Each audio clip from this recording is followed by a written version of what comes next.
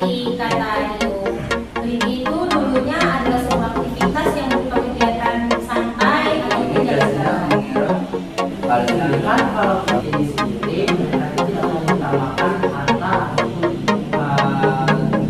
perselisihan.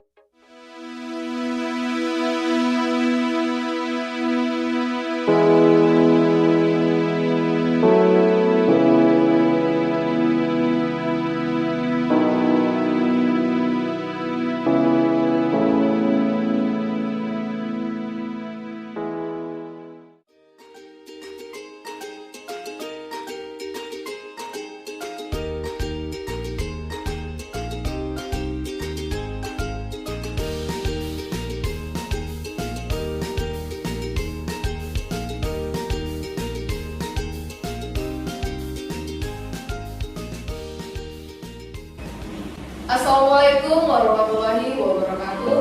Salam sejahtera bagi kita semuanya.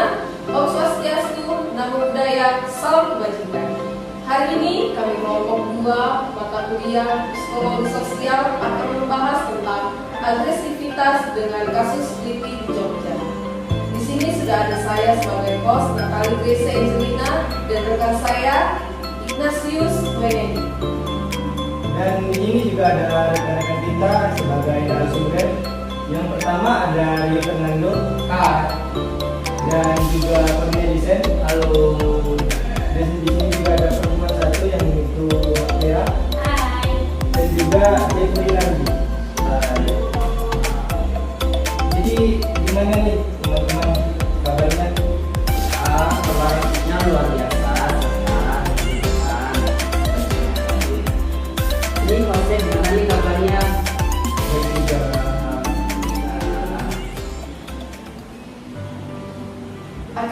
Akhir-akhir ini kata Keliti kembali lagi terdengar di kalangan masyarakat. Setelah seorang remaja menjadi korbannya, lalu apakah Keliti ini?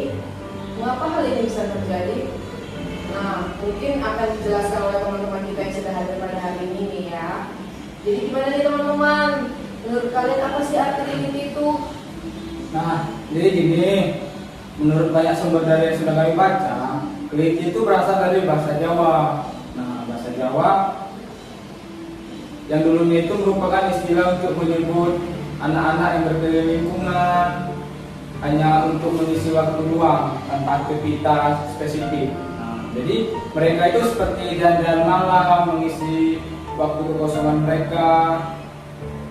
Itu sih menurut saya. Nah, jadi sedikit tambahan dari saya, seperti kata Rio, Keliti itu dulunya adalah sebuah aktivitas yang berupa kegiatan santai ataupun jalan-jalan. Namun, itu semua berubah mengalami pergeseran makna, sampai mengandung aksi kriminal yang dinilai negatif karena identik dengan tindakan kekerasan bersenjata tajam. nah, dari beberapa penjelasan yang kalian berikan tadi, itu tuh kira-kira motif Keliti itu seperti apa sih? Kan itu awalnya kan bersifat positif ya kan? Kenapa bisa berakhir menjadi negatif?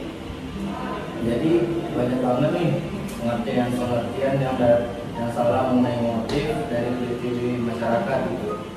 Masyarakat yang baru itu mendengar berita tentang Keliti ini biasanya mengira hal ini sama dengan seperti tawuran atau begal ataupun pembunuhan massal gitu. Nah, padahal sifat motif mereka tuh berbeda-beda gitu kan. Nah, seperti tawuran itu kan yang dimaksud tawuran itu perkelahian yang dilakukan secara ramai-ramai atau secara massal antara dua kelompok yang saling bermusuhan gitu. Nah, sedangkan kalau dari geng motor itu sama juga seperti tawuran gitu kan, mempunyai masalah antar dua kelompok gitu. Nah, jadi biasanya itu perselisihan atau masalah itu turun temurun gitu. Nah, dari dua kelompok yang tertentu gitu. Motif utama dari pembegalan adalah masalah tentang harta gitu. Jadi di sini juga saya sedikit menambahkan, benar kayak dibilang tadi sama Bang Jeffrey, sebenarnya Keliti sama tawuran, pembegalan itu tuh motifnya berbeda. Kayak tadi kan tawuran tuh mereka kayak ada perselisihan antar kelompok, jadi mereka saling menyerang. Mungkin kalau begal itu mereka mengambilnya harta. Sedangkan kalau peliti ini sendiri mereka itu tidak mengutamakan harta ataupun perselisihan. Nah, dari mengambil harta mereka itu hanya berupaya untuk memuaskan diri mereka.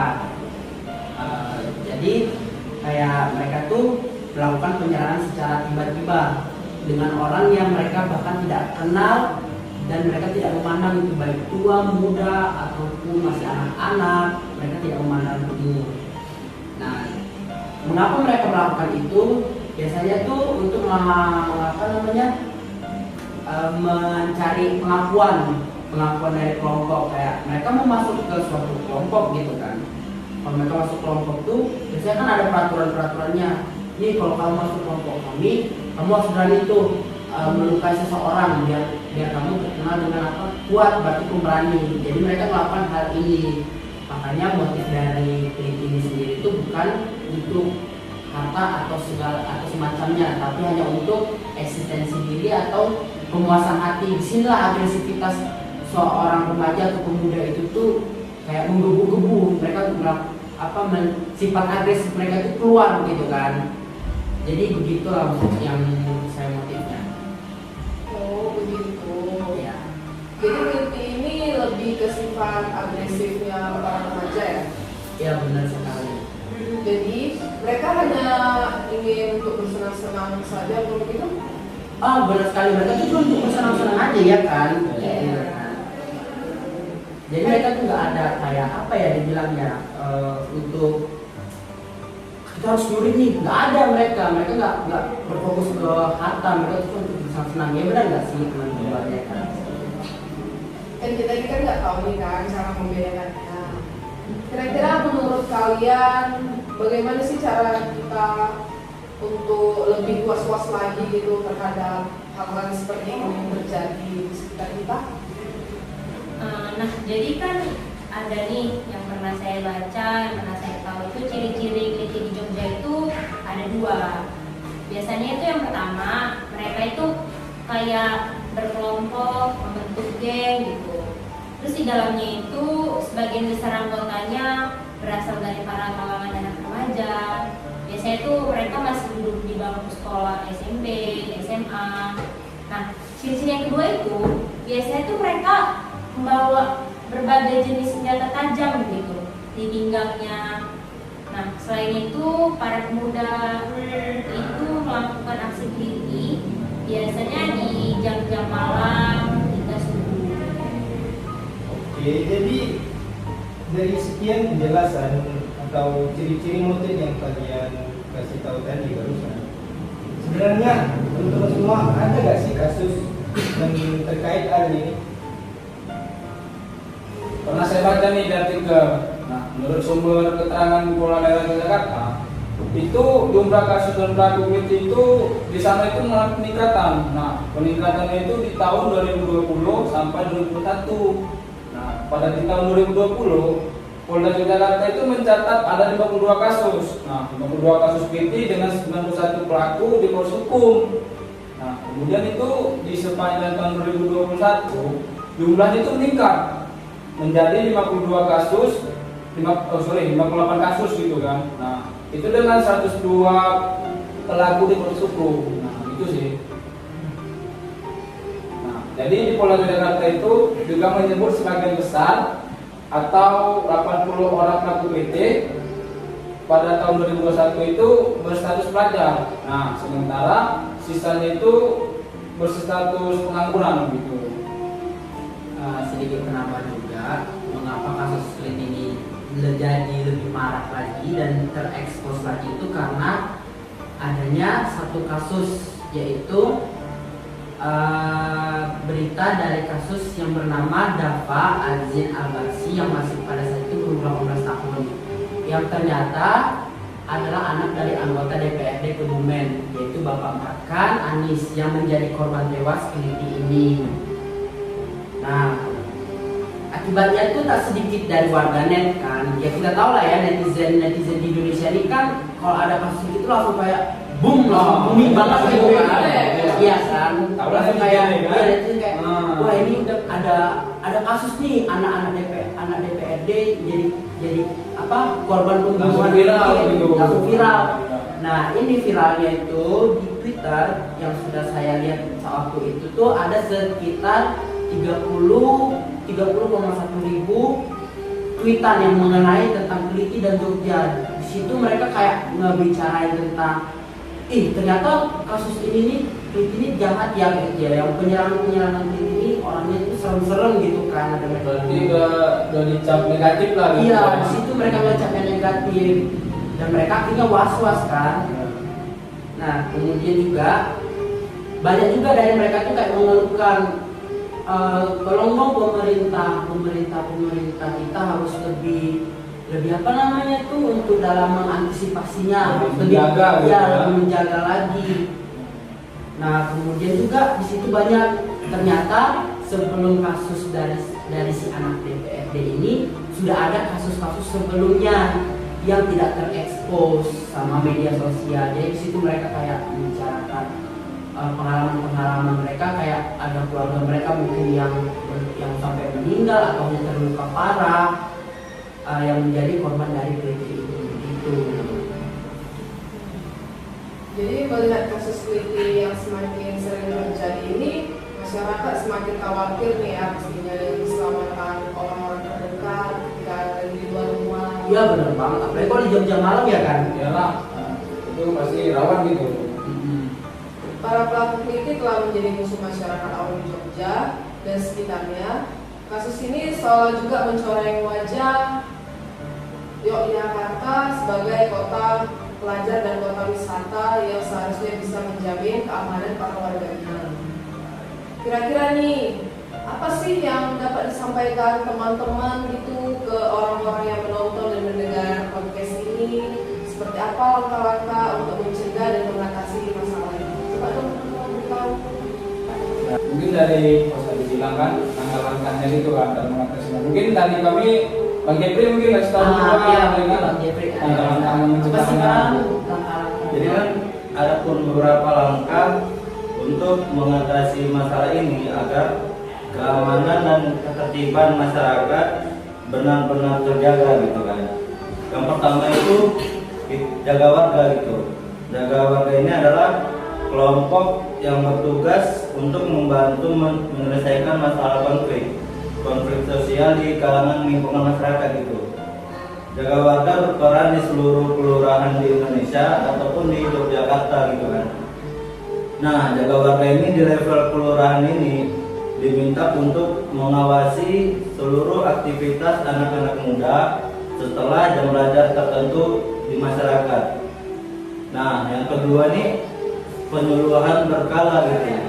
Penyuluhan berkala ini akan dilakukan sebagai upaya pembinaan terkait kejahatan di jalanan melalui Babin Kamtibmas gitu. Selain itu juga akan dilakukan razia pemeriksaan tas pelajar dan penambahan pengawasan CCTV di tempat rawan kejahatan gitu. Oh, jadi dia macam gini ya, macam masyarakat itu diajak kerjasama gitu untuk menjaga lingkungannya gitu ya. Ya benar. Nah, jadi di sini saya juga mau nambahin lah teman-teman. Ya, silakan Kak. Silakan sih kalau ada ide-ide ya. Jadi yang ketiga itu langkah-langkahnya ada antisipasi pola baru Keliti. Jadi meskipun pelaku Keliti ini nggak seramai tawuran, nah kelompok ini tuh diduga itu punya kelompok yang terorganisir. Nah jadi oleh karena itu kejahatan ini bisa kita telisik lebih lanjut melalui pola Kayak dari pola-pola kasus yang terjadi gitu ya maksudnya. Nah iya, pola-pola dari kasus yang terjadi gitu. Jadi kayak kita harus tahu nih, contohnya kalau dari awal itu untuk penyerangan itu eksistensi, kemungkinan mereka berubah pola lagi kayak bukan untuk eksistensi, kayak Nah. lebih ke lebih sarkas lagi. Iya, gitu lebih ya. sarkas, jadi kan gitu. Lebih parahnya lagi kayak gitu, tapi mereka mainnya secara halus mungkin ya. Kita kayak mereka udah tahu nih di sini ada CCTV, kayak jangan ada penyerangan di situ mungkin Iya. gitu ya teman-teman. Tuh. Oke. Ya,